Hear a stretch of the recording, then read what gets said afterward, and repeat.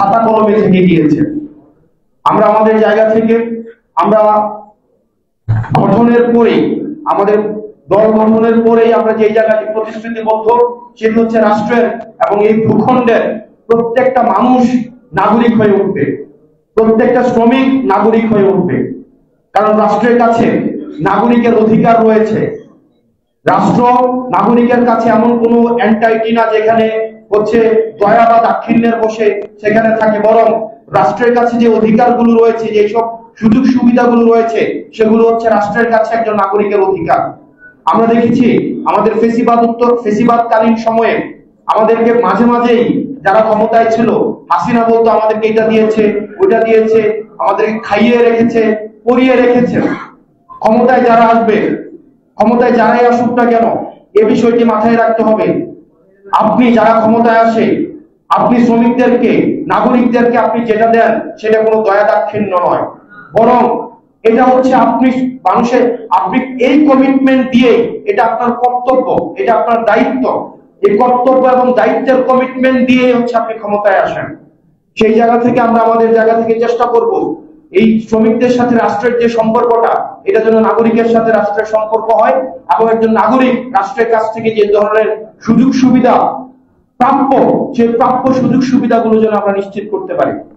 দ্বিতীয়ত, আমরা শ্রমিক দিবস নিয়ে যখন কথা বলি, তখন শুধুমাত্র আমরা বাংলাদেশের শ্রমিকদের নিয়ে কথা বলি, কিন্তু আমাদের যেই প্রবাসী যে শ্রমিকরা রয়েছে, আপনারা দেখেছেন বছরের পর বছর, যুগের পর যুগ, তারা হচ্ছে আমাদের দেশের অর্থনৈতিক চাকা সচল রাখার জন্য পরিবার বিবর্জিত একটা বাস্তবতার মধ্যে তারা দিনাতিপাত করতে হয়।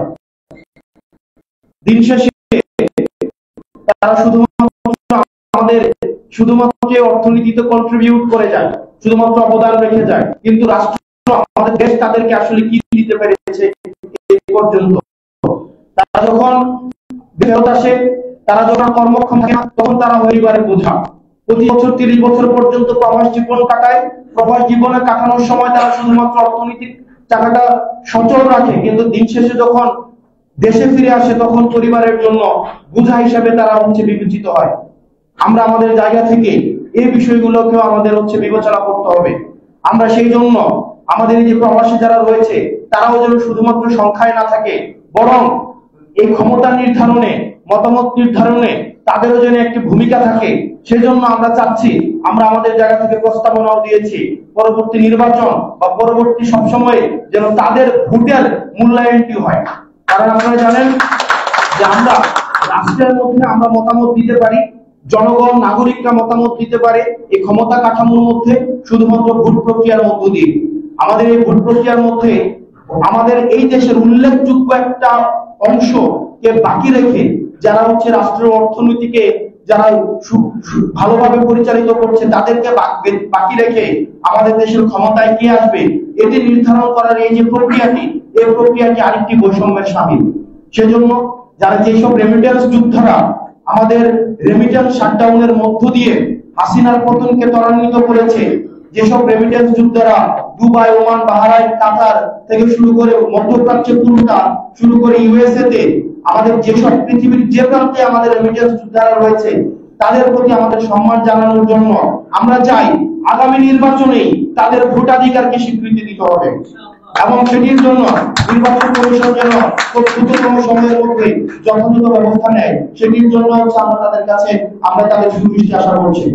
সর্বশেষ, আমরা অনেক স্বপ্নের মধ্য দিয়ে আমরা ইতিহাসের প্রতিটি স্তরে স্তরে আমরা বঞ্চিত হয়েছি।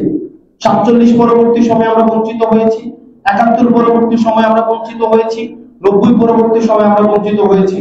সর্বশেষ আমরা 2024 এসে দাঁড়িয়েছি। আমরা আমাদের দেশের রাজনীতিবিদ যারা রয়েছে, আমাদের ইতিহাসের সন্ধিক্ষণে আমরা এসেছি। আমাদেরকে মাথায় রাখতে হবে, আমাদের ইতিহাসের দায় রয়েছে, আমাদের ভবিষ্যৎ প্রজন্মের কাছে আমাদের দায় রয়েছে।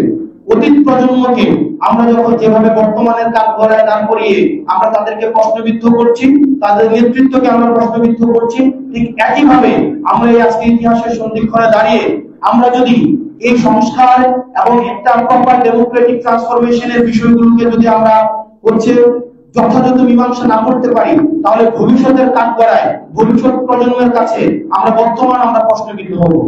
সুতরাং যারা নীতি নির্ধারণের পর্যায়ে আপনারা রয়েছেন, এসব জনগণের দিকে তাকিয়ে, শ্রমিকদের দিকে তাকিয়ে শুধুমাত্র অলিগার এবং অভিজাত্য শ্রেণীর সন্তুষ্টির জন্য যেন আমরা কোনো সংস্কার না করি, বরং সামগ্রিকভাবে নাগরিকদের যেটা কল্যাণ হয়, সামগ্রিকভাবে শ্রমিকের যেটা কল্যাণ হয়, মানুষের যেটা কল্যাণ হয়, রাষ্ট্রের ভূখণ্ডের প্রত্যেকটা মানুষের যে কল্যাণ হয় যে সংস্কারে, সেটার দিকে যেন আমরা মনোযোগী হই।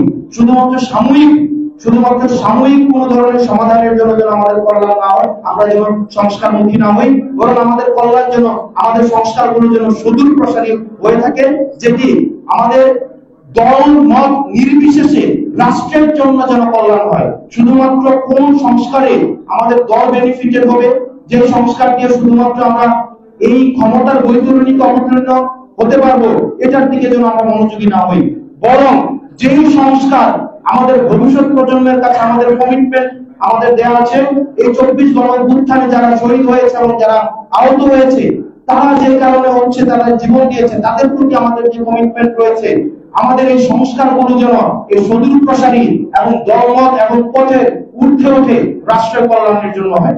আপনারা ভালো থাকুন, সুস্থ থাকুন। এই দেশ